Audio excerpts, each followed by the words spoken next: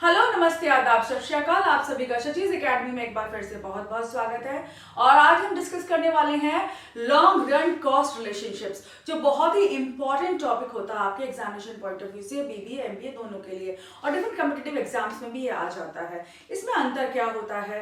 पहली बात तो ये है कि हमने जो शॉर्ट रन कॉस्ट पढ़ी थी, यानी जो लघु समय में या थोड़े समय में जो हमारे बिजनेस में जो कॉस्ट होती है उन्हें हम शॉर्ट रन कॉस्ट कहते हैं। वो हमने डिटेल में डिस्कस कर चुके हैं हम लोग। अब लॉन्ग रन कॉस्ट क्या होती है? देखिए, जैसे एक साल महीनों से बनता है, दिनों से बनता है, ठीक है, इसी तरह एक लॉन्ग रन शॉर्ट रन से ही बनता है। तो कोई बहुत ज्यादा अंतर नहीं आने वाला है, लेकिन कुछ पिक्युलरिटीज, कुछ स्पेशलिटीज इसकी होती हैं। जो स्पेशल होता है इसके बारे में वो है कि लॉन्ग रन में आपकी कोई भी कॉस्ट डिफर नहीं करती है, सब कॉस्ट वेरिएबल कॉस्ट हो जाती है, कोई भी फिक्स कॉस्ट नहीं रहती। ये सबसे बड़ा अंतर अगर आपको एमसीक्यूज में आ जाए कि लॉन्ग रन और शॉर्ट रन में फिक्स कॉस्ट कैसी होती, तो आप कहिएगा कि लॉन्ग रन में फिक्स कॉस्ट होती ही नहीं है, सारी कॉस्ट वेरिएबल कॉस्ट हो जाती है। ये सबसे बड़ा अंतर होता है। अच्छा, बिजनेस के लिए लॉन्ग रन बहुत इंपॉर्टेंट है। क्यों? आपने कोई बिजनेस हफ्ता दो हफ्ता चलाने के लिए थोड़ी खोला है। आपने तो अपना बिजनेस ये सोचकर खोला है कि भाई लंबे समय तक मेरे जीवन काल में चलेगा बिजनेस और मेरे बाद मेरे बच्चे इसे संभालेंगे। तो हम हमेशा लॉन्ग रन के बारे में सोचते हैं। तो लॉन्ग रन इसलिए बहुत इंपॉर्टेंट है बिजनेस के लिए। हमारी जितनी प्लानिंग होती है, हमारा जितना भी इन्वेस्टमेंट होता है हमारे बिजनेस में, वो लॉन्ग रन को ध्यान में रख के ही किया जाता है। तो शॉर्ट रन तो हमने सिर्फ इसलिए पढ़ा था कि डे टू डे जो बिजनेस है उसमें हम किस तरह से खरीद फरोख्त करते हैं, अपनी कॉस्ट को कैसे मैनेज करते हैं। लेकिन सब कुछ वो जो शॉर्ट रन भी होता है ना, शॉर्ट रन कॉस्ट, वो भी लंबे समय को ध्यान में रख के ही की जाती हैं। कोई भी कॉस्ट आप ऐसी नहीं करना चाहोगे कि जो लंबे समय आपको फायदा ना दे, नुकसान दे दे, ठीक है। तो हम इसको देखते हैं, long run cost output relationships. Long term cost output relationship, इसको लॉन्ग रन भी कहते हैं, लॉन्ग टर्म भी कहते हैं, या लॉन्ग टाइम पीरियड भी कह लेते हैं कुछ लोग, ठीक है।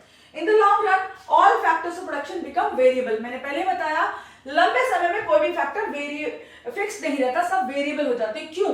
क्योंकि देखिए, अगर आपको थोड़े समय में कहा जाए, छोटे समय में या शॉर्ट रन में कहा जाए कि भाई बिजनेस का एक नया प्लांट लगा लो, एक नई फैक्ट्री लगा लो, तो आप कहेंगे कि भाई पैसा ही नहीं है मेरे पास। लेकिन लंबे समय में आप सोच सकते हो ना, आप कहीं सुधार ले सकते हो, आप खुद कमाकर भी पैसा इकट्ठा कर सकते हो, आप बैंक से लोन ले सकते हो।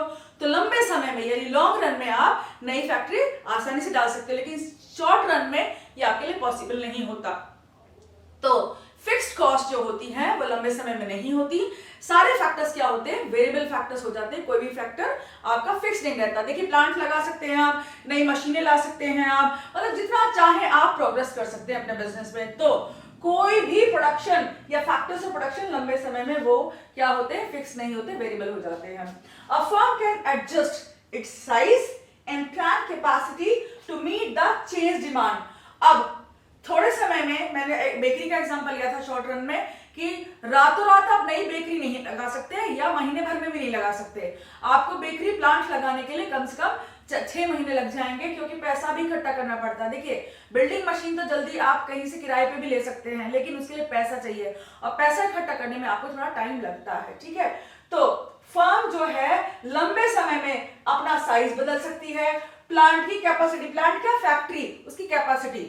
थोड़े समय में आप थोड़ा जो माल बनाते हैं, फिनिश्ड प्रोडक्ट्स बनाते हैं, लेकिन लंबे समय में अगर आपको साल 2 साल का समय दे दिया जाए तो आप उसका प्रोडक्शन अपना बढ़ा सकते हैं।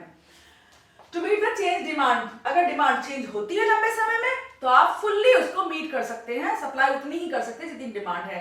तो लंबे समय में कोई फैक्टर फिक्स नहीं होता, कोई प्लांट साइज फिक्स नहीं होता, कोई प्लांट कैपेसिटी फिक्स नहीं होती, सब कुछ वेरिएबल है। The amount of capital can also be altered. क्यों? क्योंकि भाई अगर अभी आपके पास पैसा कम है तो ऐसा तो नहीं हमेशा ही पैसा कम रहेगा। लंबे समय में आप बैंक से लोन ले सकते हो, अपने रिश्तेदारों से उधार मांग सकते हो, कमाकर, मैंने जैसे आपको बताया, अपनी इनकम भी आप जोड़कर भी कोई काम कर सकते हो। Since no factor production remains fixed in the long run, the firm has no fixed cost in the long run. तो इसीलिए फिक्स्ड कॉस्ट होती ही नहीं है लंबे समय में, क्योंकि सब कुछ आप बदल सकते हो, जो बदल जाए वो फिक्स नहीं रहता, इसलिए no fixed cost in long run. Long run cost are called planning cost, इसीलिए लॉन्ग रन कॉस्ट को प्लानिंग कॉस्ट कहा जाता है, क्योंकि वो प्लान करके की जाती हैं और आपके प्लांट और साइज को बढ़ाने के लिए की जाती हैं। Then this is because the firm has to plan its future course of action, क्योंकि फर्म को अपना आगे का फ्यूचर कोर्स ऑफ एक्शन क्या कहते हैं कि जो बढ़ना चाहते हैं, जो जो आप कार्य करना चाहते हैं, अपने बिजनेस का प्रसार करना चाहते हैं, उसको बढ़ाना चाहते हैं, नई प्रोडक्ट्स बनाना चाहते हैं अपनी कंपनी में, अपनी कंपनी को नेशनल से इंटरनेशनल बनाना चाहते हैं, या नए प्लांट लगाना चाहते हैं, वो सब आपकी प्लानिंग कॉस्ट में आता है। तो लॉन्ग रन कॉस्ट क्या होती है? आपकी प्लानिंग कॉस्ट होती है। This is because the firm has to plan its future course of action. हो गया ये। देन इसके साथ ये भी चीजें आती है इसमें, the firm has to choose from a wide range of the existing plant, install a new plant, change the management style. सब कुछ बदल सकते हैं आप। प्लांट जो है उसका जो रेंज है आप बदल सकते हैं, नया प्लांट इंस्टॉल कर सकते हैं, आप मैनेजमेंट का जो स्टाइल है वो चेंज कर सकते हैं। ठीक है, पहले क्या है, आपकी फर्म बहुत छोटी है अगर, तो आपने सपोज एक मैनेजर रखा हुआ है, 2-4 वर्कर्स रखे हुए, लेकिन अगर आपकी फर्म प्रोग्रेस करती है तो आप क्या कर सकते हैं? नए एम्प्लॉइज ला सकते हैं, आपका मैनेजमेंट का स्टाइल बदल सकता है, आप अपनी कंपनी को रजिस्टर्ड फर्म बना सकते हैं, बहुत ज्यादा आप प्रोग्रेस कर सकते हैं। The firm will decide on those courses of actions which present the optimal expansion of output in the long run. तो ऑप्टिमल एक्सपेंशन क्या होता है? ऑप्टिमल एक्सपेंशन का मतलब है जितनी डिमांड मार्केट में है उसके हिसाब से आप सप्लाई कर पा रहे हैं, आपको किसी तरह की कोई जो घाटा है वो नहीं हो रहा है, किसी तरह का कोई भी प्रॉब्लम नहीं हो रही है। The long run cost curve shall be subject to the law of returns to scale as the scale of production may undergo change in this period। Scale of production क्या होता है, रिटर्न्स ऑफ स्केल क्या होते हैं, ये हम detail में भी डिस्कस करेंगे दूसरे वीडियो में, लेकिन यहां बता दूं रिटर्न्स टू स्केल यानी कि आपका स्केल क्या होता है? प्लांट की कैपेसिटी, कितने तादाद में आप, कितनी क्षमता है आपके प्लांट की प्रोडक्शन करने की। और रिटर्न्स टू स्केल का मतलब यहाँ पे ये है कि जितना बड़ा आपका कारोबार होगा, जितना बड़ा आपका बिजनेस होगा, उतनी ज्यादा आपकी बिजनेस की बार्गेनिंग पावर होगी, उतने ही ज्यादा आपको मुनाफे होंगे। क्यों? देखिए, जब आपका प्रोडक्शन बड़ा हो जाता है, बहुत ज्यादा फैल जाता है, मैक्सिमम आउटपुट आप देने लगते हैं, तो आपकी कॉस्ट क्या? मिनिमम रह जाती हैं। और जब कॉस्ट और आपकी जो रेवेन्यू है उनके डिफरेंस को आप प्रॉफिट कहते हैं। ठीक है, तो रिटर्न्स सबसे ज्यादा कब होते हैं आपके? जब आपकी कॉस्ट बहुत कम रह जाए और आपके रिटर्न्स बहुत ज्यादा हो जाएं। ठीक है, तो यहाँ पे स्केल ऑफ रिटर्न्स ऐसे होता है। फिर आपके बहुत सारे इसमें और पैरामीटर्स होते हैं जो हम वीडियो में डिस्कस करेंगे। As the scale of production may undergo change in this period। तो लंबे समय में क्या है, आप अपने प्रोडक्शन का स्केल बढ़ा सकते हैं, तादाद प्रोडक्शन की बढ़ा सकते हैं। तो इसीलिए जब तादाद बढ़ेगी, आपकी बार्गेनिंग पावर बढ़ेगी, आप ज्यादा मुनाफा कमाएंगे, तो यहाँ पे सब चेंज हो जाएगा। Long run average cost curve. Long run average cost curve जो है वो क्या है? Is the average cost per unit of output. तो वो एवरेज कॉस्ट है पर यूनिट ऑफ आउटपुट लंबे समय के लिए। हमने एवरेज कॉस्ट पढ़ी, इसी तरह आपकी लॉन्ग रन में भी है। शॉर्ट रन एवरेज कॉस्ट में क्या है? जो आपका एवरेज कॉस्ट, जो आपकी टोटल कॉस्ट है शॉर्ट रन में, उसको डिवाइड कर देंगे टोटल प्रोडक्शन से। इस तरह लंबे समय में आपकी जो कॉस्ट है, टोटल कॉस्ट, उसको जब हम लॉन्ग पीरियड के प्रोडक्शन से डिवाइड करेंगे तो वो क्या निकल जाएगी? आपकी लॉन्ग रन एवरेज कॉस्ट निकल जाएगी। बिल्कुल सिंपल है ये। When the entrepreneur has time to vary all the factors of production so that he has the most profitable size of the plant and the best proportion of fixed and variable factors for any given output। ये इसका definition है, आप इसका screenshot ले सकते हैं। और यहाँ पे क्या है? When the entrepreneur has time to vary। अब लंबे समय में टाइम भी टाइम है भैया, कितने प्रोडक्शन बढ़ा लो, पैसा इन्वेस्ट कर दो, रिटर्न्स ले लो, सब कुछ आपका चेंज हो सकता है। All the factors of production so that he has the most profitable size। Most profitable size कब होता है? मैंने आपको बताया जब आपकी कॉस्ट मिनिमम रह जाए, कम से कम रह जाए, और आपकी रेवेन्यू मैक्सिमम हो जाए, वो आपकी मोस्ट प्रॉफिटेबल साइज होता है किसी भी फैक्ट्री के लिए, किसी भी बिजनेस के लिए। And the best proportion of fixed and variable factors for the given output. और फिक्स्ड और वेरिएबल फैक्टर्स का जो प्रोपोर्शन है वो बेस्ट हो। अब जहाँ फिक्स फैक्टर्स कौन से होते हैं? प्लांट और मशीनरी होती है। वेरिएबल कौन से? जैसे मजदूर हो गए आपके। अब एक मशीन पे अगर 4 मजदूर लगने चाहिए, अच्छे वाले, मतलब एक इंजीनियर हो उनमें से 3 वर्कर्स हो, तो 4 लगे हुए हैं। ये नहीं कि कम है या ज्यादा है। ज्यादा होंगे तब भी बिजनेस को घाटा है, कम होंगे तभी भी मशीन का पूरी तरह यूटिलाइजेशन नहीं होगा। इसलिए जितना चाहिए उतना फिक्स्ड और वेरिएबल फैक्टर्स का प्रोपोर्शन है, सब ठीक से काम हो रहा है, तो वहां पे क्या है? आपका जो प्रॉफिटेबल सिचुएशन होगी, प्रॉफिटेबल साइज होगा आपके प्लांट का। देन अब इसका कर्व देख लेते हैं हम। Long run average cost curve जो होता है वो एवरेज कॉस्ट की तरह ही होता है, लेकिन अंतर सिर्फ इतना है कि इसमें बहुत सारे छोटे छोटे जो शॉर्ट रन एवरेज कॉस्ट होते हैं। देखिए यहाँ पे SAC 1, SSC2, SSC3, SSC4, SSC5, SSC6, SSC7 लिखा हुआ है। अब SAC क्या है? Short term average cost. तो मैंने पहले ही बताया था, एक लंबा समय बहुत सारे छोटे समय को मिलाकर बनता है, यानी बहुत सारे शॉर्ट रन कॉस्ट होते हैं, एवरेज कॉस्ट होते हैं, उन सबको मिलाकर आपका एक long run average cost curve बनता है। हमने एलएसी समझ लिया, एसएसी क्या है ये भी समझ लिया। एलएसी यानी long run average cost curve, and SSC यानी कि आपका short run average cost curve.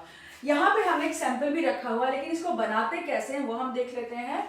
इसको बनाने के लिए हमें दो तरीके अपना सकते हैं। एग्जाम के लिए इजी तरीका बता देती हूँ, और वैसे आपको समझने के लिए थोड़ा सा डिफरेंट तरीका हम बता देंगे, जो थोड़ा सा आपको लगेगा टफ है, हालांकि इजी वो भी है। तो आपको करना क्या है, आपको पहले टफ तरीका बता देते हैं, फिर उसको इजी कर देंगे, ठीक है। अब यहाँ पे आपने पहले थोड़ा सा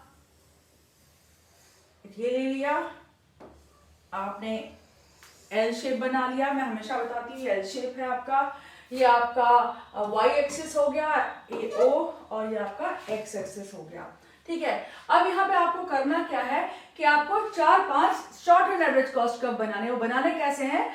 सेमी सर्कल में बनाने हैं। आपने पहला वाला आपने बनाया ऐसे, ये हो गया SAC1, फिर दूसरा बनाया, ये हो गया आपका SAC2, फिर तीसरा बनाया, ये हो गया SAC3, देखिए क्लियर दिख रहे हैं आपको।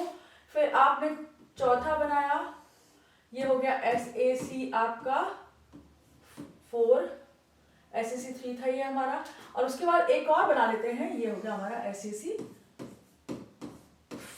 ठीक है। अब इससे हमें डिराइव करना है आपका long run average cost curve. तो बिल्कुल सिंपल है, यहां से इसके पॉइंट्स ऑफ टेंजेंसी एक कर्व ऐसा बनाइए जो इन सबको एनवेलप करे। एनवेलप यानी कि इन सबको टच करता हुआ चला जाए, ठीक है। आराम से बनाइएगा, ठीक है, ऐसे करके चलते जाइए, चलते जाइए, चलते जाइए, ठीक है। आपने ये टच करते सबको चले जाएंगे। ये देखिए, ये जो आपने सेमी सर्कल बनाया है, हाफ सर्कल बनाया है, या एक बड़ा कटोरा टाइप बनाया है, ये सबको उनको अंदर ले लिया इसको सबको, ठीक है। अब ये क्या है, आपका एलएसी बन गया। कितना सिंपल है, देखिए ये आपका long run average cost curve short run average cost curve से बनता है, क्योंकि जिस तरह बिजनेस में छोटे छोटे समय को जोड़कर हम लंबा समय हासिल करते हैं, इस तरह छोटे छोटे short run average cost curve को जोड़कर उन सबको एक साथ रख के हम अपना एलएसी कर्व बना सकते हैं। अब एलएसी तो बन गया, एलएमसी कैसे बनाएंगे? एलएमसी बहुत सिंपल है आपका, आपको कुछ नहीं करना, आपको देखना है अब कि ये कर्व्स कहाँ कहाँ आपके इंटरसेक्ट कर रहे हैं और कौन सा पॉइंट ऑफ टेंजेंसी है। अब देखिए ये पॉइंट्स ऑफ टेंजेंसी हैं आपके, इन पॉइंट्स ऑफ टेंजेंसी से आप नीचे की तरफ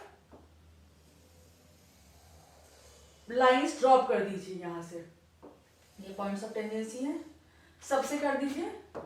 ये आपने बना ली अपनी लाइंस, ठीक है, पॉइंट्स ऑफ टेंडेंसी है ये देखिए।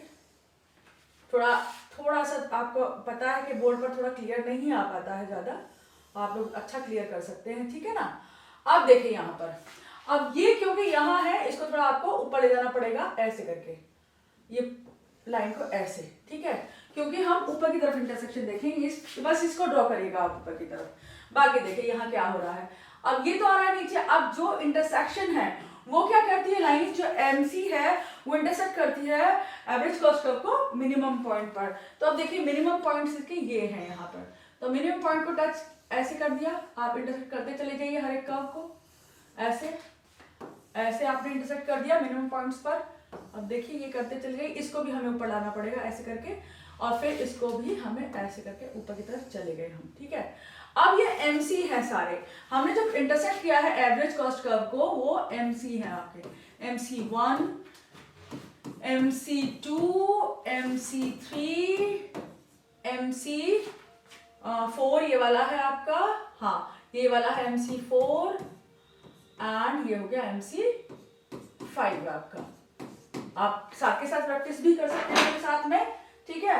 अब देखिए यहाँ पर क्या हो रहा है, अब इन सबको हम जब ज्वाइन करेंगे, अब जैसे पॉइंट्स ये क्या है, ये लाइन को MC कहाँ इंटरसेक्ट कर रही है, यहाँ कर रही है। फिर अब ये इस लाइन को पॉइंट ऑफ टेंजेंसी से जो लाइन हमने डाली थी, इसको MC कहाँ इंटरसेक्ट कर रहा है, यहाँ कर रहा है। फिर MC इसको कहाँ इंटरसेक्ट कर रहा है, यहाँ कर रहा है। फिर इसको MC कहाँ इंटरसेक्ट कर रहा है, यहाँ कर रहा है। और फिर पॉइंट्स यहाँ पे आपका इंटरसेक्ट कर रहा है टेंजेंसी वाली लाइन को, MC कहाँ, यानी कि यहाँ पे हमें टेंजेंट जो है उसको, जो लाइन नीचे आ रही है टेंजेंसी से, ये टेंजेंसी क्या होती है, जहां पे दोनों कर्व टच कर रहे हैं एक दूसरे को, वहां से जो लाइन हमने नीचे ड्रॉप की उसको, और जो MC है वो इंटरसेक्शन पॉइंट हम लेंगे यहाँ पर, ठीक है। पहले ही मैंने लाइन इसलिए बना ली थी, ठीक है। अब इनको ज्वाइन कर लीजिए, बस आप कुछ नहीं करना, हल्के हाथ से ज्वाइन करते चले जाइए। बोर्ड पर थोड़ा पेन फिसलता है भाई, थोड़ा माफ करना मुझे, ठीक है। अभी पॉइंट कौन सा हमारा, ब्लैक ब्लैक जो पॉइंट है हमारे, डार्क ब्लैक, ये हो गया।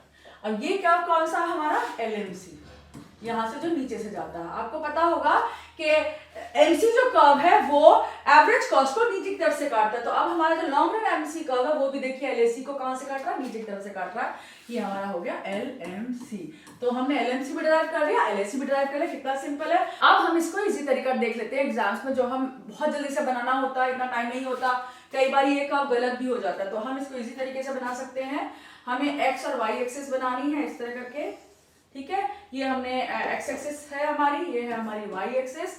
अब कुछ नहीं करना, आपको एक यहाँ पर इस तरह करके एक सेमी सर्कल बना लेना है। इस सर्कल के अंदर, सेमी सर्कल के अंदर आपको 3 या 4, जितने 5 बन पाए तो 5 बना लेंगे, तो 3 से भी काम चल जाएगा आपका। 3 आपने SAC बना लेने हैं इस तरह करके, एक SAC 1, SAC 2 और ये SAC 3 बन गया आपका, बन गया। अब कुछ नहीं करना, ये पॉइंट ऑफ टेंजेंसी से आपको लाइन यहाँ ड्रॉप कर देनी है। ये तो आपका LAC बन ही गया, LAC। जो आपने सबसे पहले कर्व ड्रॉ किया था वो क्या था आपका, LAC कर्व था, ये वाला सेमी सर्कल। इसके अंदर जो छोटे छोटे कर्व ड्रॉ किए थे ये क्या थे, छोटे शॉर्ट रन के होंगे, क्योंकि लंबा वाला जो बड़ा वाला है वो आपका क्या है, long run average cost curve है, L फॉर लॉन्ग, ठीक है। तो यहाँ पे लंबा वाला आपका लॉन्ग वाला जो कर्व है वो क्या है, LAC है। और SAC इसके अंदर SAC 1, SAC 2 और SAC 3, ये हो गए। अब यहाँ पे पॉइंट ऑफ टेंजेंसी, जो ये लाइन टच करी थी, यहाँ से हमने एक लाइन ड्रॉप की, यहाँ से टच कर रही है, यहाँ से एक लाइन ड्रॉप की, और यहाँ से टच करिए, यहाँ से एक लाइन हमने ड्रॉप कर दी। थोड़ा लाइन और एक्सटेंड कर दो, ये हो गया हमारा। अब इसको करना क्या है, हमें यहाँ पे MC से इंटरसेक्ट करना है। अब शॉर्ट रन को इंटरसेक्ट करना है, लॉन्ग रन को नहीं कर सकते हम। शॉर्ट रन को इंटरसेक्ट किया तो ये लाइन इसको भी करती जा रही है, ये हो गया MC 1, इसको यहाँ से इंटरसेक्ट करो, ये हो गया MC 2 और ये हो गया आपका MC 3, ठीक है, MC 3। अब इन तीनों पॉइंट्स को देखो, एक पॉइंट ये मिल गया हमें LMC के लिए, दूसरा पॉइंट ये मिल गया हमें LMC के लिए, और तीसरा पॉइंट हमें यहाँ से इंटरसेक्ट करने वाली लाइन को हम ऊपर ले जाएंगे तो ये मिल गया हमें तीसरा पॉइंट, ठीक है। अब इन तीनों पॉइंट्स को ज्वाइन कर दो, सिंपल ऐसे लाइन। अब इन तीनों मोटे मोटे पॉइंट्स जो हमने लिए थे उनको ज्वाइन कर दो, ये बन गई हमारी LMC, ठीक है। अब इसमें हमें देखना ये है कि LMC हमेशा ही LAC कर्व को या एवरेज कॉस्ट कर्व को नीचे की तरफ से काटती है, और हमारी भी LMC नीचे की तरफ से काट रही है, इसका मतलब हमारा ग्राफ सही बना है। अब इजी और थोड़ा रीजनेबल तरीके, लॉजिकल तरीके दोनों से आपको सिखा दिया है मैंने, तो होपफुली आपको कोई प्रॉब्लम नहीं होने वाली है इस कर्व को बनाने में। लॉन्ग रन मार्जिनल कॉस्ट क्या है, long run marginal cost is defined as the additional cost of producing an extra unit of the output in the long run, that is when all inputs are variable। तो ये तो हमें पहले ही पता है, सारे वेरिएबल इनपुट्स जो हैं आपके वेरिएबल हैं, और आपके जो लॉन्ग रन मार्जिनल कॉस्ट है वो क्या है, additional cost of producing an extra unit of output in the long run. देखिए शॉर्ट रन में जो कॉस्ट थी आपकी एक एडिशनल यूनिट को बनाने की, वो क्या थी, शॉर्ट रन मार्जिनल कॉस्ट थी। अब यहाँ पे क्या है, लॉन्ग रन में जो एडिशनल आउटपुट क्या है, एक और चीज को उत्पादन करना लंबे समय में, वो क्या है, लॉन्ग रन आपकी मार्जिनल कॉस्ट हो जाएगी। डेफिनेशन सेम है, वहां पे शॉर्ट रन लिखा था आपके शॉर्ट रन मार्जिनल कॉस्ट में, यहाँ पे लॉन्ग रन लिखा हुआ है, कोई अंतर नहीं है। The LMC curve is derived by the points of tangency between LAC and SAC। Then importance of long run concept, ये इंपॉर्टेंट क्यों है आपका long run concept. A firm is said to be in long run situation while deciding on an investment proposal like installation of new plant or expansion of existing plant। आपको नया plant लगाना है या expand करना है अपने plant को, दोनों ही केसेस में आपको LAC देखनी पड़ेगी, एवरेज कॉस्ट आपकी लॉन्ग रन की देखनी पड़ेगी। Then after the investment decision is taken and implemented with funds getting tied up in the fixed investment, the firm shall operate under short run conditions। एक बार फिर से जब आपका लॉन्ग रन के लिए इन्वेस्टमेंट हो जाए, अब इन्वेस्टमेंट जो मशीन में या प्लांट में जब आप करते हैं तो वो ऐसा तो है नहीं महीने 2 महीने के लिए करते हैं। आपने तो ये सोच के किया ना भाई मेरी मशीनें चलेंगी 20-30 साल चलेंगी, मेरा प्लांट सदियों तक चलेगा, मेरे बेटे पोते परपोते इसको बरतेंगे या अपनी बिजनेस को आगे बढ़ाएंगे, ये सोचकर आप करते हैं। तो उसके बाद क्या है, आपकी जो फर्म है वो छोटे छोटे समय में काम करना शुरू कर देती, मतलब एक बार फिर से आपका छोटे शॉर्ट रन टाइम पीरियड्स का साइकिल शुरू हो जाती है, आप फिर से ऑपरेट करना शुरू करते हैं, डे टू डे मतलब बिजनेस करते हैं आप। देखिए इन्वेस्टमेंट 3-4 साल में एक बार करते हैं आप, ठीक है, वो क्या हो गया, लॉन्ग रन हो गया। उसके बाद आप डे टू डे बिजनेस करते हैं, वो शॉर्ट रन हो गया। और फिर से आपका 3-4 साल बाद फिर एक लॉन्ग रन कर्व आप बना लेंगे। हर 3-4 साल में या 1.5-2 साल में आप एक लॉन्ग रन कर्व बना सकते हैं अपने शॉर्ट रन को जोड़कर। Therefore, each time the firm shall operate under short-run conditions, you will incur your long-run average cost in that process. Therefore, each time the firm decides to install a new larger plant, the scale of operations gets enlarged so that a new short-run curve will have to be drawn further to the right. तो जैसे जैसे आपकी firm आगे बढ़ती जाती है, एक नया कर्व आपका शॉर्ट रन का बनता चला जाता है, लंबे समय में एडिशन होता चला जाता है। Thus, in the long run, the firm will employ that plant which yields the minimum possible unit cost for producing a given output. मैंने आपको बताया था जहां पे मिनिमम कॉस्ट होगी, लॉन्ग रन एवरेज कॉस्ट भी और शॉर्ट रन एवरेज कॉस्ट भी, वहां पर आपका प्लांट ऑपरेट करेगा। The firm will make use of the various plants up to the level where the average cost falls with increase in output. ठीक है, अब यहां तक जब तक कि आपकी एवरेज कॉस्ट घटती रहेगी और जब तक कि मिनिमम ना पहुंच जाए, जब तक आपका बिजनेस चलते रहना चाहिए, यानी कि वहां तक ही आपको ऑपरेट करना चाहिए। और कोई भी समझदार बिजनेसमैन जब तक आपका बिजनेस करता है या प्रोडक्शन करेगा अपने बिजनेस में, जब तक कि उसकी एवरेज कॉस्ट मिनिमम तक ना पहुंच जाए, ठीक है। अगर वो मिनिमम के बाद बढ़ना शुरू कर देती है एवरेज कॉस्ट, देखिए एवरेज कॉस्ट के बढ़ने का क्या मतलब है, यानी कि प्रति इकाई जो प्रोडक्शन हो रहा है, प्रत्येक वस्तु जो आपके बिजनेस में बन रही है, उसकी कॉस्ट आपको ज्यादा देनी पड़ रही है। तो आप ज्यादा क्यों देंगे, क्योंकि जब आपकी कॉस्ट बढ़ती है ना भाई, तो प्रॉफिट कम होने लगता है। मैंने पहले ही बताया आपको, रेवेन्यू माइनस कॉस्ट क्या होती है, आपकी प्रॉफिट होती है। जब रेवेन्यू जो है आपकी स्थिर रहे और कॉस्ट बढ़ना शुरू कर दे, तो उनके जो बीच का जो अंतर है ना, वो खत्म होता है। जैसे कि आपकी कॉस्ट है 20 रुपीज और आपकी रिवेन्यू है 100 रुपीज, 100 माइनस 20 कितने होते, 80 रुपीज का प्रॉफिट हो गया आपको। अगर आपकी कॉस्ट हो जाए 50 रुपीज, तो आप माइनस करके देखो पहले कितने का प्रॉफिट था, 80 रुपीज का था। अब 100 माइनस 50, अगर 50 कॉस्ट हो जाए आपकी, जो एवरेज कॉस्ट है वो कितना प्रॉफिट हुआ, बहुत समझदार हो, हाँ 50 रुपए। और अगर यही कॉस्ट बढ़कर आपकी 80 रुपए हो जाए, तो प्रॉफिट आपका कितना बच जाएगा, आपका 20 रुपए खाली प्रॉफिट बचेगा। तो प्रॉफिट सबसे ज्यादा कहाँ था, जहां कॉस्ट मिनिमम थी आपकी। इसीलिए आप हमेशा ये ध्यान रखोगे कि आपकी कॉस्ट मिनिमम होनी चाहिए। तो इसी के साथ ही हमारा लॉन्ग रन जो कॉस्ट आउटपुट रिलेशनशिप है ये एंड होता है। और होपफुली ये टॉपिक आपको बहुत सही से समझ में आ गया है। कोई प्रॉब्लम हो तो जरूर पूछेगा। Thank you so much, take care and God bless you.